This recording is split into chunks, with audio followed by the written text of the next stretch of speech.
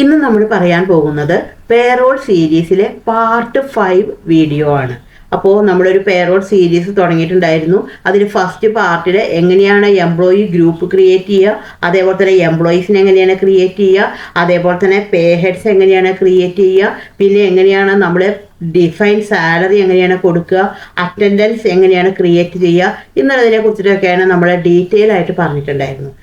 ഇന്നത്തെ സീരീസിൽ നമ്മൾ പറയാൻ പോകുന്നത് പ്രൊവിഡന്റ് ഫണ്ടിനെ കുറിച്ചിട്ടാണ്, അതായത് PF. ഈ പ്രൊവിഡന്റ് ഫണ്ട് നമ്മൾ രണ്ട് രീതിയിൽ കാണിക്കും. ഒന്ന് എംപ്ലോയറുടെ ഭാഗത്തു നിന്നും കാണിക്കും, അതേപോലെ തന്നെ എംപ്ലോയിയുടെ ഭാഗത്തു നിന്നുള്ളതും കാണിക്കും. ഇന്ന് നമ്മൾ പറയാൻ പോകുന്നത് എംപ്ലോയിയുടെ ഭാഗത്തു നിന്നുള്ള PFനെ കുറിച്ചിട്ടാണ്. അപ്പോൾ PF എന്ന് പറഞ്ഞാൽ എന്താണ്? അത് എംപ്ലോയിയെ സംബന്ധിച്ച് അതെന്താണ്? ഒരു ഡിഡക്ഷനാണ്.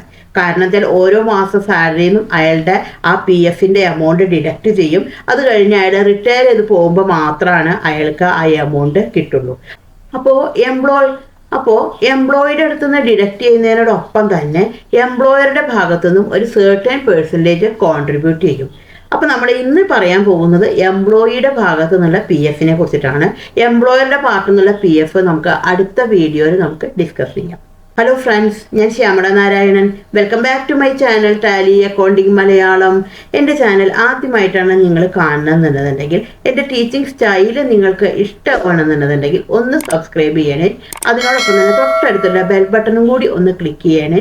എന്നാൽ മാത്രമാണ് ഞാനിടുന്ന വീഡിയോകളുടെ എല്ലാം നോട്ടിഫിക്കേഷൻ നിങ്ങൾക്ക് കിട്ടുള്ളൂ. അതേപോലെ തന്നെ ഇഷ്ടമായി കഴിഞ്ഞാൽ നിങ്ങളുടെ ഫ്രണ്ട്സിനോ റിലേറ്റീവ്സിനോ ഒക്കെ ഒന്ന് ഷെയർ ചെയ്ത് കൊടുക്കണേ. അതേപോലെ തന്നെ ഒരു പ്രധാനപ്പെട്ട കാര്യം, ഞാൻ ടാലി ഓൺലൈൻ ക്ലാസ് എടുക്കുന്നുണ്ട്. അപ്പോൾ താല്പര്യമുള്ള ആൾക്കാരാണെന്നുണ്ടെങ്കിൽ എൻ്റെ ഇമെയിലേക്ക് ഒന്ന് കോൺടാക്ട് ചെയ്താൽ മതി. അപ്പോൾ എൻ്റെ ഇമെയിൽ ID എന്ന് പറയുന്നത് shyamala.narayanan@yahoo.in ആണ്. അപ്പോൾ ഞാൻ എൻ്റെ ഇമെയിൽ ID ഡിസ്ക്രിപ്ഷൻ ബോക്സിൽ കൊടുക്കാം. അപ്പോൾ താല്പര്യമുള്ളവർ അതിൽ കോൺടാക്ട് ചെയ്താൽ മതി. അപ്പോൾ നമുക്ക് ഒട്ടും താമസിയാതെ തന്നെ നമ്മുടെ വീഡിയോയിലേക്ക് വരാം. അപ്പോൾ അതിന് വേണ്ടിയിട്ടാണെന്നുണ്ടെങ്കിൽ നമുക്ക് ആദ്യം പേറോൾ ചെയ്യാൻ വേണ്ടിയിട്ട് ഫസ്റ്റിൽ നമ്മൾക്ക് ഇവിടെ മുകളിൽ കമ്പനിയിലേക്ക് പോയി ഇവിടെ F11 ഫീച്ചേഴ്സ് എടുക്കണം. ഇവിടെ F11 ഫീച്ചർ എടുത്തു കഴിഞ്ഞിട്ടുണ്ടെങ്കിൽ ഇവിടെ പേറോൾ, മെയിൻറ്റെയിൻ പേറോൾ. ഇവിടെ പേറോളിൻ്റെ അടിയിലാണെന്നുണ്ടെങ്കിൽ എനേബിൾ പേറോൾ സ്റ്റാറ്റ്യൂട്ടറി എന്നുകൂടി പറഞ്ഞിട്ടൊരു ഓപ്ഷൻ കാണിക്കും. അപ്പോൾ ഈ ഓപ്ഷനും കൂടി യെസ് കൊടുക്കണം. ഈ ഓപ്ഷൻ യെസ് കൊടുത്തു. അപ്പോൾ ഇവിടെ ചോദിക്കും കമ്പനി കോഡ്. അതായത് നമ്മൾ കമ്പനി പ്രൊവിഡന്റ് ഫണ്ടിൽ നമ്മൾ രജിസ്ട്രേഷൻ എടുക്കുന്ന സമയത്ത് നമുക്ക് ഒരു സർട്ടിഫിക്കറ്റിൽ ഒരു നമ്പർ കിട്ടും. അതാണ് നമ്മൾ കമ്പനി കോഡായിട്ട് എടുക്കുക. ഇപ്പോൾ ഞാനാണെന്നുണ്ടെങ്കിൽ, ഇപ്പോൾ ഇവിടെയാണെന്നുണ്ടെങ്കിൽ, ഇപ്പോൾ കേരളത്തിലാണ് നിൽക്കണം എന്നുള്ളതുകൊണ്ട് ഇപ്പോൾ ഇവിടെ കൊടുത്തു. ഇപ്പോൾ KR001/12 ഞാനൊരു സാമ്പിൾ കോഡാണ് ഇവിടെ കൊടുത്തത്.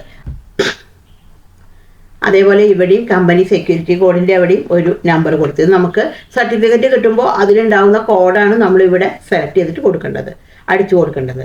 നമ്മൾ എൻ്റർ അടിച്ച് കഴിഞ്ഞിട്ടുണ്ടെങ്കിൽ ഇത് Ctrl A അടിച്ചു കഴിഞ്ഞിട്ട് സേവ് ചെയ്തു.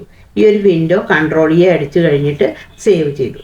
ഇനി നമുക്ക് നെക്സ്റ്റിൽ ചെയ്യേണ്ടത് എന്താണെന്നുണ്ടെങ്കിൽ നമ്മുടെ എംപ്ലോയീസിലും ഇതേപോലെ തന്നെ ഈ കോഡ് സെറ്റ് ചെയ്തിട്ട് വെക്കണം. അപ്പോൾ നമ്മുടെ ഇവിടെ ഓൾട്ടർ സെലക്ട് ചെയ്തിട്ടെടുത്തു. അതിൽ എംപ്ലോയി സെലക്ട് ചെയ്തിട്ടെടുക്കാം. എംപ്ലോയി സെലക്ട് ചെയ്തിട്ടെടുത്തു. ഇപ്പോൾ സനോജ് ആണെങ്കിൽ സനോജ് സെലക്ട് ചെയ്തിട്ടെടുത്തു. അപ്പോൾ സനോജിൻ്റെ അവിടെ അടിച്ച് കഴിഞ്ഞിട്ടുണ്ടെങ്കിൽ ഇവിടെ നമ്മൾക്ക് ലാസ്റ്റിൽ നമുക്ക് ഇവിടെ കാണാൻ പറ്റും സ്റ്റാറ്റ്യൂട്ടറി ഡീറ്റെയിൽസ് പറഞ്ഞിട്ട് ഒരു കോളം വരും. ഇത് വന്നിട്ടില്ല എന്നുണ്ടെങ്കിൽ ഇവിടെ വെച്ചിട്ട് ജസ്റ്റ് ഒന്ന് F12 അടിക്കുക. F12 അടിച്ചു കഴിഞ്ഞാൽ നമുക്ക് ഇവിടെ ഒരു ഓപ്ഷൻ കാണാൻ പറ്റും, പ്രൊവൈഡ് സ്റ്റാറ്റ്യൂട്ടറി ഡീറ്റെയിൽസ്. ഈ ഓപ്ഷൻ എസ് കൊടുത്തു കഴിഞ്ഞാൽ അവിടെ ആ ഓപ്ഷൻ ആക്ടിവേറ്റ് ആയിട്ട് വരും. അപ്പോൾ ഇവിടെയാണെന്നുണ്ടെങ്കിൽ നമ്മൾ ഇവിടെ ഇൻകം ടാക്സ്, അപ്പോൾ ഇവിടെയാണെന്നുണ്ടെങ്കിലും PF അക്കൗണ്ട് നമ്പർ നമ്മൾ കൊടുക്കണം. ഇപ്പോൾ PF അക്കൗണ്ട് നമ്പർ ആണെന്നുണ്ടെങ്കിൽ ഇപ്പോൾ ഒരു 123 എന്നുള്ളത് കൊടുത്തു. അതേപോലെ തന്നെ ആണെന്നുണ്ടെങ്കിൽ ഇവിടെ ഇപ്പോൾ EPS അക്കൗണ്ട് നമ്പർ, അപ്പോൾ അതും നമ്മൾ ഇവിടെ കൊടുത്തു, ഒരു നമ്പർ കൊടുത്തു. അത് കഴിഞ്ഞാൽ ഇവിടെ ചോദിക്കും date of joining for PF. നമുക്ക് എന്നാണ് PF നമ്മൾക്ക് ആനുകൂല്യം നമുക്ക് കിട്ടുന്നത്, ആ ഡേറ്റ് ആണ് ഇവിടെ കൊടുക്കേണ്ടത്. ഇത്രയും കൊടുത്തു കഴിഞ്ഞിട്ടുണ്ടെങ്കിൽ ഈ വിൻഡോ എൻ്റർ അടിച്ച് കഴിഞ്ഞതിന് ശേഷം ഇത് സേവ് ചെയ്തു. ഇപ്പോൾ എംപ്ലോയിയുടെ പോയിട്ട് ആ കോഡ് കൊടുത്തിട്ട് സെറ്റ് ചെയ്തിട്ട് വെച്ചു. അപ്പോൾ വീണ്ടും ഇവിടെ ഓൾട്ടർ സെലക്ട് ചെയ്തിട്ടെടുത്തു. അതിലാണെന്നുണ്ടെങ്കിൽ ഇവിടെ എംപ്ലോയിയെ സെലക്ട് ചെയ്തിട്ടെടുക്കാം. എംപ്ലോയിയെ സെലക്ട് ചെയ്തിട്ടെടുത്തു. അതിലാണെന്നുണ്ടെങ്കിൽ ടോം സെലക്ട് ചെയ്തിട്ടെടുക്കാം. ഇപ്പോൾ ടോം അടിച്ച് കഴിഞ്ഞിട്ടുണ്ടെങ്കിൽ നമുക്ക് ഇവിടെ എൻ്റർ അടിച്ച് കഴിഞ്ഞിട്ടുണ്ടെങ്കിൽ ഇവിടെ നമ്പർ കൊടുക്കാം. ഇവിടെ PF അക്കൗണ്ട് നമ്പർ കൊടുത്തു. ഒരു സാമ്പിൾ നമ്പറാണ് ഇവിടെ കൊടുത്തിരിക്കുന്നത്. കൊടുത്ത് ഇത് കൺട്രോൾ അടിച്ചു കഴിഞ്ഞിട്ട് സേവ് ചെയ്തു. ഇപ്പൊ ഇത്രയും കാര്യങ്ങളാണ് നമ്മൾ ചെയ്തിട്ടുണ്ടായിരുന്നത്. ഇനി നെക്സ്റ്റ് എന്ന് പറഞ്ഞിട്ടുണ്ടെങ്കിൽ പേ ഹെഡ് ആണ് ക്രിയേറ്റ് ചെയ്യേണ്ടത്. അതായത് പി എഫിന്റെ ഒരു പേ ഹെഡ് ആണ് ക്രിയേറ്റ് ചെയ്യേണ്ടത്. എംപ്ലോയിയുടെ പി എഫിന്റെ പേ ഹെഡ് ആണ് ക്രിയേറ്റ് ചെയ്യേണ്ടത്. അപ്പൊ അതിന് വേണ്ടിയിട്ടാണെന്നുണ്ടെങ്കിൽ നമുക്ക് പേ ഹെഡ് സെലക്ട് ചെയ്തിട്ടെടുക്കാം. ഇവിടെ പേ ഹെഡ് സെലക്ട് ചെയ്തിട്ടെടുത്തു. അപ്പൊ പേ ഹെഡ്സ് എടുത്തു. ഇവിടെ ക്രിയേറ്റ് സെലക്ട് ചെയ്തിട്ടെടുത്തു. ഇവിടെ നമ്മൾക്ക് പേര് കൊടുക്കാം പി എഫ് പ്രൊവിഡന്റ് ഫണ്ട്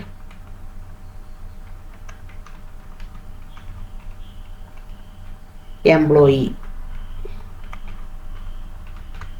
അപ്പൊ എംപ്ലോയിയുടെ പ്രൊവിഡന്റ് ഫണ്ട് ആണ് ക്രിയേറ്റ് ചെയ്യണത്. നമ്മൾ ജസ്റ്റ് എൻ്റർ അടിച്ചു. അപ്പൊ ഇവിടെ ചോദിക്കും പേ ഹെഡ് ടൈപ്പ്.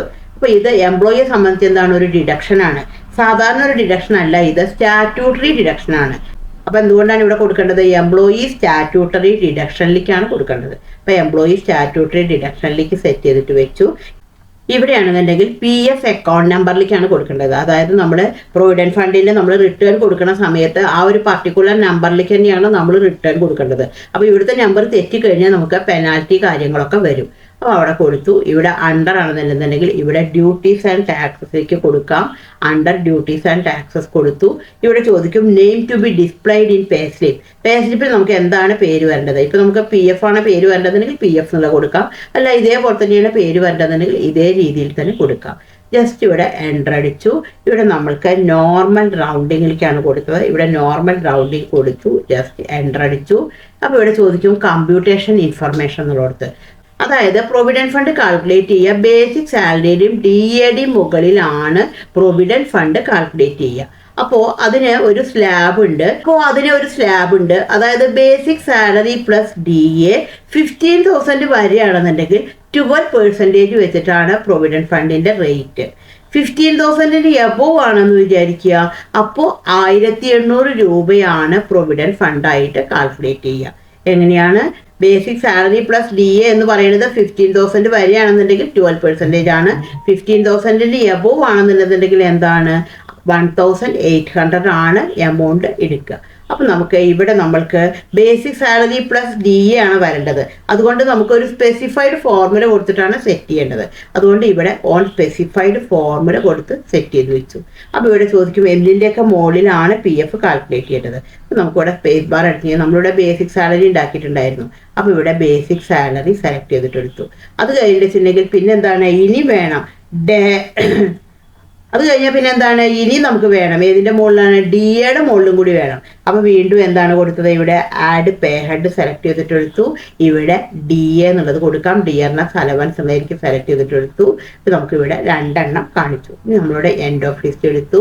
ഇവിടെ അപ്ലിക്കബിൾ ഫ്രം എന്നാണ് ഡേറ്റ് എന്നുള്ളത് കൊടുത്തു. ഇപ്പോൾ ഇവിടെ എമൗണ്ട് അപ് ടു എന്നുള്ളടത്ത് കൊടുക്കാം. ഇപ്പോൾ 15,000 വരെയാണെന്നുണ്ടെന്നുണ്ടെങ്കിൽ എന്താണ്?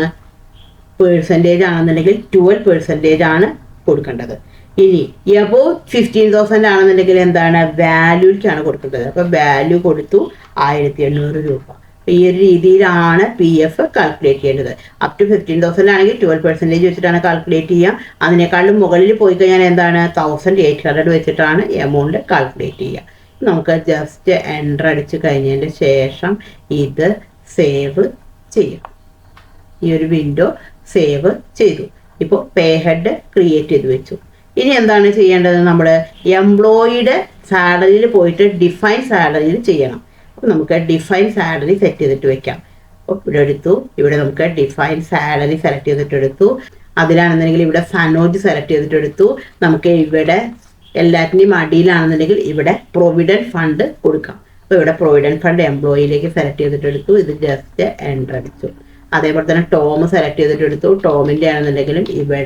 ടോമിൻ്റെ ആണെങ്കിലും ഇവിടെ പ്രൊവിഡന്റ് ഫണ്ട് എംപ്ലോയിയിലേക്ക് സെലക്ട് ചെയ്തെടുത്തതിന് ശേഷം ഇത് എൻ്റർ അടിച്ച് കഴിഞ്ഞിട്ട് സേവ് ചെയ്തു. ഇനി നെക്സ്റ്റ് എന്ന് പറയുന്നത് നമുക്ക് 2 കാര്യങ്ങളാണ്. ഇനി അറ്റൻഡൻസ് മാർക്ക് ചെയ്യണം. അതേപോലെ തന്നെ പേറോളിൻ്റെ എൻട്രി ചെയ്യണം. അപ്പം അറ്റൻഡൻസ് മാർക്ക് ചെയ്യാൻ വേണ്ടിയിട്ട് വൗച്ചറിലേക്കാണ് പോകേണ്ടത്. വൗച്ചർ സെലക്ട് ചെയ്തിട്ടെടുത്തു. ഇവിടെ നമുക്ക് അതർ വൗച്ചേഴ്സ് സെലക്ട് ചെയ്തിട്ടെടുക്കാം. F10 അടിച്ചാൽ മതി. ഇവിടെ അറ്റൻഡൻസ് പറഞ്ഞിട്ട് കാണിക്കും. ഇവിടെ അറ്റൻഡൻസ് സെലക്ട് ചെയ്തിട്ടെടുത്തു. അറ്റൻഡൻസ് എപ്പോഴും മാർക്ക് ചെയ്യുക നമ്മൾ ലാസ്റ്റ് ഡേറ്റിലാണ്. അപ്പോൾ ഇവിടെ 31/8 സെലക്ട് ചെയ്തിട്ടെടുത്തു. ഇവിടെ എല്ലാവരുടെയും ഒരുമിച്ചിട്ട് വരാൻ വേണ്ടിയിട്ട് ഇവിടെ ഓട്ടോ ഫിൽ സെലക്ട് ചെയ്തിട്ടെടുക്കാം. Ctrl F അടിച്ചാൽ മതി. ഇവിടെ അറ്റൻഡൻസ് സെലക്ട് ചെയ്തിട്ടെടുത്തു, ഇവിടെ എൻ്റർ അടിച്ചു. ഓൾ ഐറ്റം സെലക്ട് ചെയ്തിട്ടെടുത്തു, ഇവിടെ ആബ്സെൻറ്റ് സെലക്ട് ചെയ്തിട്ടെടുത്തു, ജസ്റ്റ് എൻ്റർ അടിച്ചു. ഇപ്പോൾ സനോജ് ആണെങ്കിൽ 2 ദിവസമാണ്, ടോം ആണെന്നുണ്ടെങ്കിൽ 1 ദിവസമാണ്. ഇത് ജസ്റ്റ് എൻ്റർ അടിച്ചിട്ട് സേവ് ചെയ്തു. ഇനി പേറോളിൻ്റെ എൻട്രിയാണ് ചെയ്യേണ്ടത്. അപ്പോൾ അതിന് വേണ്ടിയിട്ട് വീണ്ടും ഇവിടെ അതർ വൗച്ചേഴ്സ് സെലക്ട് ചെയ്തിട്ടെടുത്തു, ഇവിടെ പേറോൾ സെലക്ട് ചെയ്തിട്ടെടുത്തു. അത് നമുക്ക് ഇതേപോലെ ഓട്ടോഫിൽ ചെയ്തിട്ട് വരണം. അപ്പോൾ അതുകൊണ്ട് ഇവിടെ ഓട്ടോഫിൽ സെലക്ട് ചെയ്തിട്ടെടുത്തു. അപ്പോൾ ഇവിടെ പേറോൾ ഓട്ടോഫിൽ സെലക്ട് ചെയ്തിട്ടെടുത്തു. ഇവിടെ സാലറി സെലക്ട് ചെയ്തിട്ടെടുക്കാം. ഇവിടെ ഡേറ്റ് ഓട്ടോമാറ്റിക് ആയിട്ട് വന്നിട്ടുണ്ട്. ഓൾ ഐറ്റം സെലക്ട് ചെയ്തിട്ടെടുത്തു, ജസ്റ്റ് എൻ്റർ അടിച്ചു. ഇവിടെ സാലറി പേയബിളിലേക്ക് സെലക്ട് ചെയ്തിട്ട് കൊടുക്കാം, ജസ്റ്റ് എൻ്റർ അടിച്ചു. ഇപ്പോൾ ഫസ്റ്റിൽ നോക്കിക്കഴിഞ്ഞാൽ നമുക്കിവിടെ മനസ്സിലാവും സനോജിനാണെന്നുണ്ടെങ്കിൽ 15,000 മുകളിൽ വന്നിട്ടുണ്ട്. അതായത് 14,000 അതേപോലെ തന്നെ 1,403 ആണ് ഡിയർനെസ് അലവൻസ് വന്നിരിക്കുന്നത്. അപ്പോൾ അതുകൊണ്ട് ഇവിടെ പ്രൊവിഡൻറ്റ് ഫണ്ട് എത്രയാണ് വന്നിരിക്കുന്നത്? 1,800 ആണ് വന്നിരിക്കുന്നത്. പക്ഷേ ടോമിനാണെന്നുണ്ടെങ്കിൽ ഇവിടെ 15,000 കുറവാണെന്നുള്ളതുകൊണ്ട് എന്താണ് പ്രൊവിഡൻറ്റ് ഫണ്ട് എന്താണ് 12% ആണ് ഇവിടെ വന്നിരിക്കുന്നത്. അപ്പോൾ ഇവിടെ എല്ലാം ഡീറ്റെയിൽ ആയിട്ട് എല്ലാ ഡീറ്റെയിൽസും ഇവിടെ വരും. ഇത് നമുക്ക് ജസ്റ്റ് എൻ്റർ അടിച്ച് കഴിഞ്ഞതിൻ്റെ ശേഷം സേവ് ചെയ്യാം. ഇനി നമുക്ക് റിപ്പോർട്ടാണ് കാണേണ്ടത്. അപ്പോൾ റിപ്പോർട്ട് കാണാൻ വേണ്ടിയിട്ട് ഡിസ്പ്ലേ മോർ റിപ്പോർട്ട് സെലക്ട് ചെയ്തിട്ടെടുത്തു. അതിൽ പേറോൾ റിപ്പോർട്ട് സെലക്ട് ചെയ്തിട്ടെടുക്കാം. അതിൽ പേ സ്ലിപ്പ് സെലക്ട് ചെയ്തിട്ടെടുക്കാം. നമുക്കിവിടെ എൻ്റർ അടിച്ചു. എൻ്റർ അടിച്ചു കഴിഞ്ഞാൽ നമുക്കിവിടെ 2 പേരുടെയും പേ സ്ലിപ്പ് കാണും. നമുക്ക് സനോജിൻ്റെ കാണണമെങ്കിൽ സനോജ് എൻ്റർ അടിച്ചു. അപ്പോൾ സനോജിൻ്റെ കംപ്ലീറ്റ് ഡീറ്റെയിൽസ് ഇവിടെ കാണും. സനോജ് ആബ്സെൻ്റ് ആയിട്ടുള്ള 2 ദിവസമുണ്ട്. ഇവിടെ ഏർണിങ്സ് ആണ് കാണിക്കുക, ഇവിടെയാണെന്നുണ്ടെങ്കിൽ ഡിഡക്ഷൻസ് ആണ് കാണിക്കുക. ഇവിടെ നമുക്ക് സാലറി അഡ്വാൻസ് വന്നിട്ടുണ്ടായിരുന്നു. അതേപോലെ തന്നെ ഇവിടെ പ്രൊവിഡൻറ്റ് ഫണ്ട് എംപ്ലോയി എന്നും പറഞ്ഞിട്ട് ഡിഡക്റ്റ് ചെയ്തിട്ട് വന്നിട്ടുണ്ട്. അപ്പം ഇങ്ങനെ നമുക്ക് ഓരോരുത്തരും ഡീറ്റെയിൽസ് നമുക്ക് ഈ രീതിയിൽ നമുക്ക് കിട്ടും. ഇനി നമുക്ക് അടുത്തൊരു റിപ്പോർട്ട് എന്ന് പറയുന്നതെന്നുണ്ടെങ്കിൽ നമുക്ക് എടുക്കേണ്ടതാണെന്നുണ്ടെങ്കിൽ ഇവിടെ നമുക്ക് സ്റ്റാറ്റ്യൂട്ടറി റിപ്പോർട്ട്സ് ആണ് സെലക്ട് ചെയ്തിട്ട് എടുക്കേണ്ടത്. അപ്പോൾ ഇവിടെ വെച്ചിട്ട് സ്റ്റാറ്റ്യൂട്ടറി റിപ്പോർട്ട് സെലക്ട് ചെയ്തിട്ട് എടുക്കാം. സ്റ്റാറ്റ്യൂട്ടറി റിപ്പോർട്ട്സ് എടുത്തു കഴിഞ്ഞിട്ടുണ്ടെങ്കിൽ ഇതിലെടുത്തു. അതിൽ പ്രൊവിഡൻറ്റ് ഫണ്ട് സെലക്ട് ചെയ്തിട്ട് എടുക്കാം. അപ്പോൾ നമുക്ക് ഇവിടെ ഫസ്റ്റിൽ എടുത്തു കഴിഞ്ഞാൽ നമുക്ക് കുറച്ച് ഫോമുകളാണ് കാണിക്കുക. ഇത് എംപ്ലോയറുടെ സൈഡിൽ നിന്നാണ് ഈ ഫോമുകളുടെ ഡീറ്റെയിൽസ് വരിക.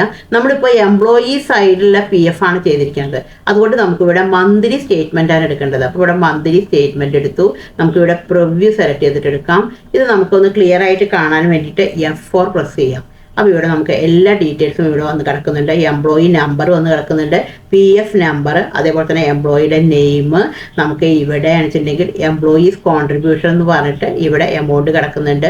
നമുക്ക് 1,800 അതേപോലെ തന്നെ 1277 അതേപോലെ തന്നെ 1277.42 ഇവിടെ നമുക്ക് എമൗണ്ട് കാണിക്കുന്നുണ്ട് 15,000. അതേപോലെ തന്നെ ഇവിടെയാണെന്നുണ്ടെങ്കിൽ 10,645.16 ഇവിടെ കാണിച്ചിരിക്കുന്നത്. അപ്പോൾ ഈ ഒരു രീതിയിൽ നമുക്ക് ഇവിടെ ഡീറ്റെയിൽ ആയിട്ട് തന്നെ നമുക്ക് കിട്ടും. അപ്പോൾ ഇവിടെ ഇപ്പോൾ നമ്മൾ ഡിസ്കസ് ചെയ്തിട്ടുണ്ടായിരുന്ന എംപ്ലോയിയുടെ PFനെ കുറിച്ചിട്ടാണ്.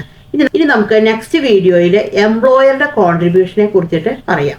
അപ്പോൾ ഈ വീഡിയോ നിങ്ങൾക്ക് യൂസ്ഫുൾ ആയി എന്ന് തന്നെ ഞാൻ വിചാരിക്കുന്നു. Thank you for watching.